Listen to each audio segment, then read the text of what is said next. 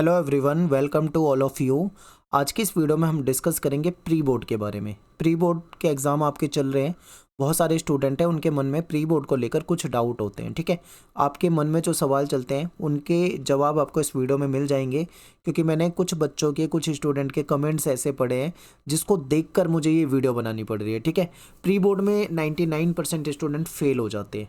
इसका क्या मतलब है, इस थंबनेल का क्या मतलब है जो आप अपने स्क्रीन पे देख पा रहे हो? देखो, इसका मतलब सीधा सीधा ये है कि हर स्टूडेंट कोई भी एग्ज़ाम देता है या किसी भी सब्जेक्ट की तैयारी करता है तो उसका एक लक्ष्य होता है कि भाई एक टारगेट होता है। जैसे मान लो कि मैं पॉलिटिकल साइंस में बहुत अच्छे से पढ़ रहा हूँ तो मैं 70 नंबर ले आऊँगा, या कोई स्टूडेंट 80 नंबर का टारगेट लेके चलता है। ठीक है, कोई 75 नंबर का टारगेट लेके चलता है, कोई 60 नंबर का टारगेट लेके चलता है। तो सभी स्टूडेंट का अपना एक टारगेट होता है। ठीक है, और कोई बच्चा ऐसा भी होगा जो केवल पास होने का टारगेट लेके चल रहा होगा कि बस मुझे पास हो जाना है, पासिंग मार्क्स लाने हैं, तो वो उसका टारगेट है। यदि आप प्री बोर्ड में जो आपने टारगेट रखा है आप उसको अचीव कर पा रहे हो, जैसे मान लीजिए आपने ये डिसाइड करा है कि मैं 75 मार्क्स लेकर आऊँगा, मैं बहुत मेहनत करूँगा, प्री बोर्ड का एग्ज़ाम बहुत अच्छे से दूंगा और 75 मार्क्स मुझको लेकर आना ही आना है। और यदि बाद में जब आपका प्री बोर्ड एग्ज़ाम हो जाता है, आपका रिजल्ट आता है और आपके सच में 75 मार्क्स आ जाते हैं, तो आप इसमें पास हो गए। यदि आपने 75 मार्क्स का टारगेट रखा और आप ला पा रहे हो 70 मार्क्स, 60 मार्क्स, तो इसका मतलब क्या है कि आप अपने टारगेट को अचीव नहीं कर पाए, यानी कि आप फेल हो गए। तो इस वीडियो का मतलब ये है कि आपने जो टारगेट रखा है आपको उसको अचीव करना ही करना है, हर हाल में करना है। ठीक है, तो ये आई होप आपको समझ में आया होगा। अब मैं आपके डाउट पे आता हूँ। बहुत सारे बच्चे कमेंट करते हैं, 2-3 क्वेश्चन ज़्यादा मैंने देखे हैं कमेंट में, तो मैं उन क्वेश्चन का जवाब यहाँ पे दूंगा।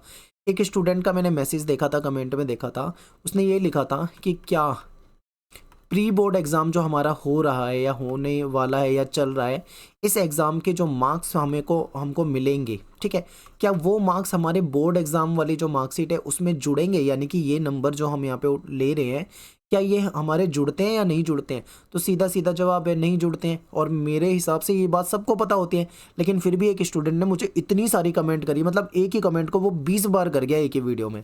तो इसलिए मैंने सोचा वीडियो में उसको अलग से ही बता देता हूँ। ठीक है, तो आप अपने दिमाग से ये चीज़ निकाल दो कि प्री बोर्ड के जो आपके मार्क्स हैं वो आपके बोर्ड एग्जाम के जो फाइनल एग्जाम है उसमें नहीं जुड़ने वाले। ठीक है, अब यहाँ पे दूसरी चीज़ है कि अब आप ये सोच के खुश मत हो जाना कि प्री बोर्ड के मार्क्स अगर कम आ जाते हैं तो कोई बात नहीं, क्योंकि ये मार्क्स तो जुड़ने नहीं, हम तो बोर्ड एग्जाम में ले आएंगे। ऐसी भूल मत करना।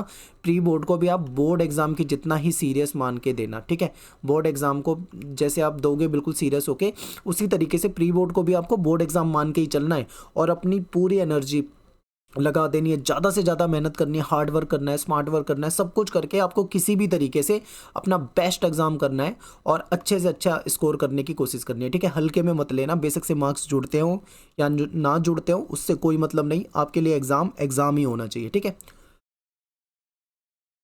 एक क्वेश्चन मैंने देखा था, कई स्टूडेंट ने ये लिखा था कमेंट में कि अगर हमारे प्री बोर्ड में मार्क्स मान लो अच्छे ना आए, ठीक है, तो हम प्री बोर्ड के बाद जो हमारा फाइनल बोर्ड एग्ज़ाम होगा, क्या हम उसमें अच्छे मार्क्स ले सकते हैं? तो यहाँ पे बात चल रही है प्री बोर्ड की और दूसरी तरफ बात चल रही है बोर्ड एग्ज़ाम की। तो प्री बोर्ड में मान लो अच्छा नहीं करा तो क्या बोर्ड एग्ज़ाम में अच्छा कर सकते हैं? तो भाई ऐसा हो सकता है, लेकिन बहुत ज़्यादा फ़र्क पड़ेगा नहीं, क्योंकि प्री बोर्ड एग्ज़ाम और बोर्ड एग्ज़ाम के बीच में बहुत ज़्यादा गैप तो आपको मिलेगा नहीं। महीने 2 महीने का ही गैप है आपका। ठीक है, महीना मान लो आप। तो मेरे हिसाब से ना आप सीरियस होके एग्ज़ाम दो। और प्री बोर्ड अगर मान लो आपका ख़राब हो भी जाता है, किसी कोई सब्जेक्ट में कोई दिक्कत आ जाए, तो आप प्री बोर्ड के जस्ट बाद बिल्कुल सीरियस होके पढ़ो। बोर्ड एग्ज़ाम से पहले आप उस सब्जेक्ट को इतना तैयार कर लो, इतने अच्छे से तैयार कर लो कि आपकी कोई उसमें गलती नहीं होनी चाहिए। ठीक है, ये आपको याद रखना है। अब यहाँ पे एक और क्वेश्चन मैंने कई सारे बच्चों का देखा है कमेंट में, कहते हैं कि सर एक बात बताइए कि जो प्री बोर्ड का एग्ज़ाम होता है वो बोर्ड एग्ज़ाम से ज़्यादा हार्ड होता है या ईजी होता है, सिंपल होता है? तो देखिए, इसका लेवल को हम इस तरीके से नहीं नाप सकते, क्योंकि प्री बोर्ड का एग्ज़ाम कभी कभी ऐसा होता है बोर्ड एग्ज़ाम से आसान आ जाता है, कभी कभी ऐसा भी हो जाता है कि बोर्ड एग्ज़ाम और प्री बोर्ड का जो लेवल होता है एक जैसा ही होता है। और ज़्यादातर जो मैंने पेपर को देखा है, पिछले कुछ सालों के क्वेश्चन पेपर को जब मैंने बहुत ध्यान से देखा, तो प्री बोर्ड का एग्ज़ाम मुझे हार्ड लगा है बोर्ड एग्ज़ाम से। ठीक है, लेकिन बहुत ज़्यादा अंतर नहीं होता कि एकदम मुश्किल होगा, थोड़ा बहुत हार्ड होता है। ठीक है, लेकिन उतना भी हार्ड नहीं होता। जिसने सीरियस होकर पढ़ाई करी है उसके लिए प्री बोर्ड बहुत ईजी लगेगा, लेकिन नॉर्मली बोर्ड और प्री बोर्ड को कंपेयर करें तो भाई थोड़ा सा हार्ड हो सकता है प्री बोर्ड का एग्ज़ाम। इस चीज़ को ध्यान रखना है। ठीक है, अब यहाँ पे एक और डाउट रहता है ज़्यादातर बच्चों का कि प्री बोर्ड के एग्ज़ाम हम दे रहे हैं, ठीक है। तो प्री बोर्ड के एग्ज़ाम में हमको लिखने का तरीका क्या रखना है, क्या जिस तरीके से हम प्री बोर्ड लिख रहे हैं उसी तरीके से हम बोर्ड एग्ज़ाम को लिख सकते हैं। तो देखिए इसमें तो कोई डाउट ही नहीं है कि आपको चाहे बोर्ड एग्ज़ाम हो चाहे प्री बोर्ड एग्ज़ाम हो, लिखना तो आपको अपना बेस्ट ही है, ठीक है। और आपको जो वर्ड लिमिट दे रखी होती है, वर्ड लिमिट के अकॉर्डिंग लिखना है, चाहे प्री बोर्ड का एग्ज़ाम हो चाहे बोर्ड एग्ज़ाम हो, क्योंकि पैटर्न तो दोनों एग्ज़ाम का सेम होता है ना। जैसा आपका प्री बोर्ड आएगा सेम उसी पैटर्न पे आपका बोर्ड एग्ज़ाम आएगा। जितना सिलेबस आपका प्री बोर्ड एग्ज़ाम का है उतना ही सिलेबस आपका बोर्ड एग्ज़ाम का है, यानी सब कुछ सेम है, कोई ज़्यादा अंतर थोड़ी है। तो आपको अच्छे तरीके से ही करना है। अब यहाँ पे एक और चीज़ समझिए, जो आपकी गलतियाँ होती है पेपर में, ठीक है, या आपकी जो मिस्टेक्स होती है, तो इसको ध्यान रखना कि प्री बोर्ड जो है आप सभी के लिए गलती करने का आखिरी मौका है।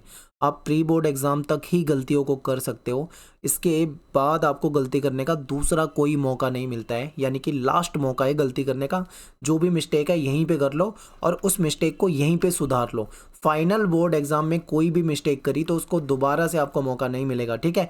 आपके फिर वो एग्ज़ाम ही हो जाएंगे एक तरह से। अगर आप चाहो बाद में उसको इम्प्रूवमेंट वगैरह भरना चाहो तो बात अलग है, वरना आपको मौका नहीं मिलता है। तो इस चीज़ को ध्यान रखना कि प्री बोर्ड तक अपनी गलतियों को पहचान लो, अपनी कमियों को पहचान लो, अच्छे तरीके से समझ लो आपको किस सब्जेक्ट में किस टॉपिक में दिक्कत है, कौन सा क्वेश्चन आप आसानी से कर पाते हो, कौन से क्वेश्चन को आप आसानी से नहीं कर पाते हो, कौन सा सब्जेक्ट आपको बहुत आसान लग रहा है और कौन सा सब्जेक्ट आपको मुश्किल लग रहा है। सारी चीज़ें आपको यहीं तक पता कर लेनी है और उन कमियों को आपको लिखना है। और फिर जैसे ही प्री बोर्ड एग्ज़ाम ख़त्म हो जाता है तो अपने अंदर झांकना है, यानी अपनी उन कमियों को देखना है और बोर्ड एग्ज़ाम से पहले उन कमियों को वापस से आपको क्या कर लेना है, सुधार लेना है, ठीक है। वो गलतियाँ जो आप प्री बोर्ड तो कर चुके हो वो दोबारा से आपको बोर्ड एग्ज़ाम में नहीं करनी है, ठीक है।